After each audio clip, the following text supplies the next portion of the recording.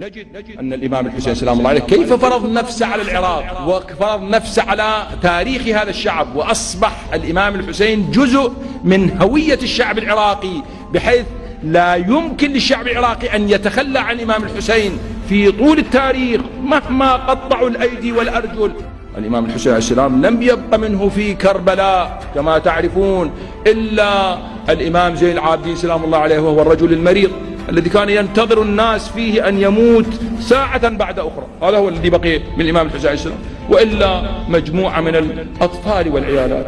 لم يبق من الإمام الحسين سلام الله عليه لا جيش جرار ولا عدة ولا عتاد ولا خيام ولا شيء مما بقي، حتى ملابسه سلام الله عليه تعرضت إلى السلب والنهب، حتى أضلعه الزكية تعرضت إلى العدوان والطعن.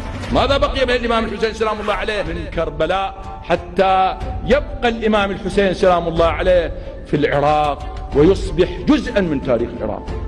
لولا أن الإمام الحسين سلام الله عليه بقي منه دمه الشريف الذي أريق في عرصة كربلاء.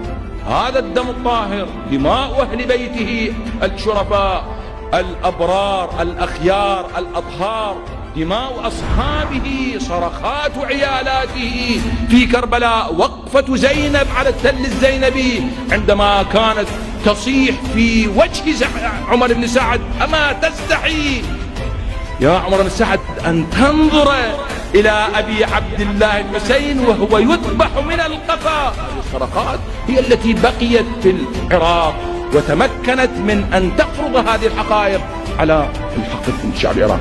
هذه سنة من السنن التاريخية. الإمام عليه السلام يعبر عن هذه السنة، ماذا يقول؟ يقول: بقية السيف أنمى.